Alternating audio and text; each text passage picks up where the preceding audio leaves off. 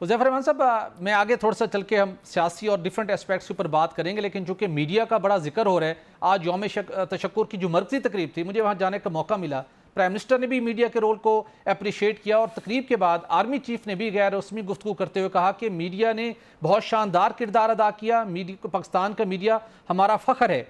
और मैं आपके हवाले से बिलखुसूस इसलिए ये सवाल कर रहा हूँ कि आपको खुद इंडियन टीवी चैनल में वहाँ पे उनके मुबाहिसे में शिरकत करने का मौका मिला, हमने भी आपको सुना।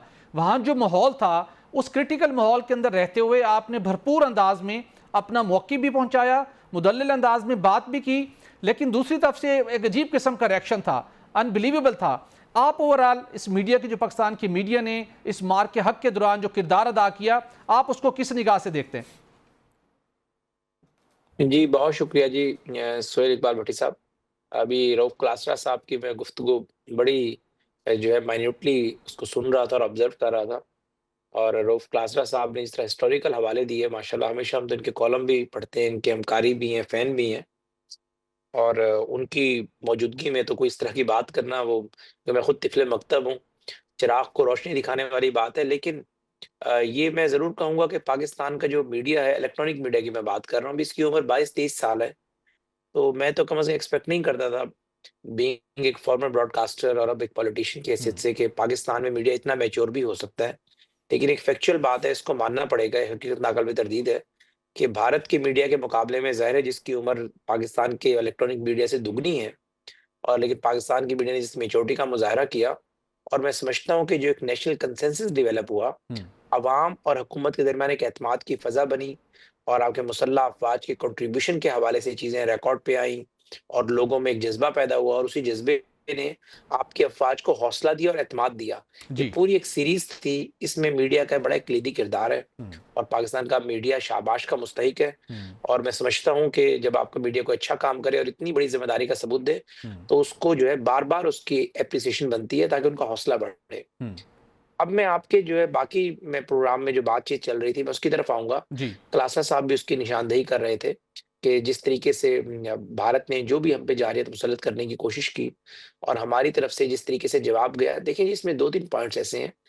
एक तो बात ये है कि नरेंद्र मोदी ने पिछले जितने भी अरसे में भारत में 2 उसके नैरेटिव हैं, क्लासा साहब शायद इसको सेकंड करें। एक तो यही कि मुसलमानों के खिलाफ नफ़रत, फ़सादात, पाकिस्तान के खिलाफ दुश्मनी, और दूसरा सबसे इम्पोर्टेंट उसका, इससे भी जो अहम है, वो था शाइनिंग इंडिया का प्रोग्राम।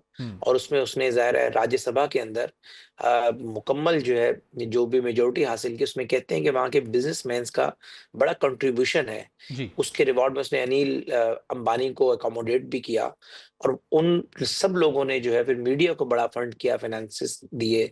और आपने देखा कि मीडिया वहाँ इतना कंट्रोल्ड है कि बरखा दत्त जैसे जर्नलिस्ट, जिसको हम बड़ा क्रेडिबल समझते हैं, और मुझे कहने में कोई आर नहीं है कि इस ट्वीट से पहले, यानी इस सरहद के उस पार भी ज़िम्मेदार लोग मौजूद हैं, इस तरफ भी ज़िम्मेदार लोग मौजूद हैं। बरखा दत्त उस उन लोगों में से एक थी, लेकिन उस सहाफ़ी ने जो है अपनी साख, अपनी क्रेडिबिलिटी अपने एक ट्वीट से कुर्बान कर दी, यानी मोदी की उसमें बह गई वो।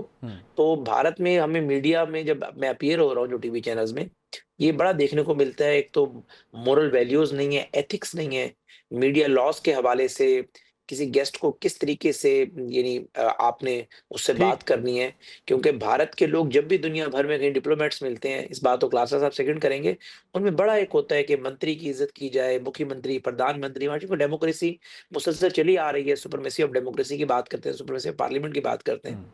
लेकिन मोदी ने इतना बदतमीज़ी का कल्चर मुतारिफ करा दिया है, उन्हें इस चीज़ की परवाह भी नहीं होती कि एक स्टेट का नुमाइंदा जो है, वो पाकिस्तान से हमें जॉइन कर रहा है, और हम यहाँ पर 4-1 की गेम चल रही है, तो 4 लोग एक तरफ है, एक बंदा एक तरफ है, हम उसे कम से कम पेशेंसली ऑडियंस तो दें।